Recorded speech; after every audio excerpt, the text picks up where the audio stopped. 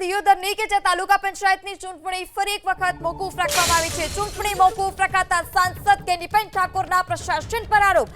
દિયોદર તાલુકા પંચાયતની જે ચૂંટણી છે તે મોકૂફ રાખવામાં આવી છે।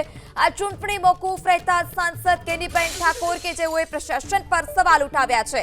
જે સભા મળવાની હતી ત્યાં પણ તેઓએ તપાસ કરી હતી અને ચૂંટણી ફરી એક વખત મોકૂફ રહેતા સાંસદ કેનીબેન ઠાકોર કે જેઓએ આરોપ લગાવ્યા છે, પ્રશાસન પર સવાલ ઉઠાવ્યા છે। જે વિવાદો હતા તે વિવાદો વચ્ચે દિયોદરમાં જે ચૂંટણી હતી પ્રમુખ ઉપપ્રમુખ 11:30 વાગ્યાનો ટાઈમ એ ચૂંટણી અધિકારી અને એજન્ટાની કોપીની બજવણી પ્રમાણે તમામ સભ્યોને જાણ કરવામાં આવી હતી। અમારા સભ્યો 11 વાગે સભાખંડમાં હાજર છે।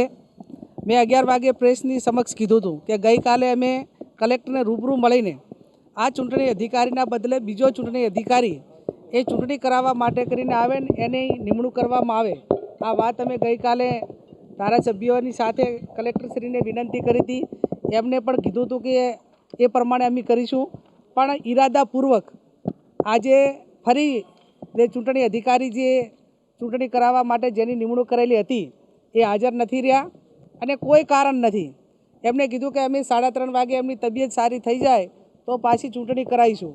તો મારે વહીવટી તંત્રને, કલેક્ટરને, ચૂંટણી અધિકારીને કહેવું છે કે હવે તમે ભાજપનો ખેસ પહેરી લો અને ઘટતા 2 સભ્યો, એક પ્રાંત અધિકારી સભ્ય થઈને બેહે અને એક કલેક્ટર થઈને સભ્ય બેહે કે અમે ભાજપના 2 સભ્યો છીએ અને બહુમતી થઈ જાય। અને એવું ના થાય તો તમે તમારી રીતે પ્રોસિડિંગ લખી અને ભાજપનો પ્રમુખને ઉપપ્રમુખ જાહેર કરી દો। તમારે હવે તમે બ્યુરોક્રેસી નથી, તમે ભારતીય જનતા પાર્ટીના દલાલ છો, તમે ભારતીય જનતા પાર્ટીના પટ્ટાવાળા છો, ભારતીય જનતા પાર્ટીના સભ્ય છો ને ભારતીય જનતા પાર્ટીના એક ચૂંટાયેલો પદાધિકારી નહીં પણ એક સામાન્ય ઓલો હોય એ પ્રમાણેનું તમારું વર્તન છે।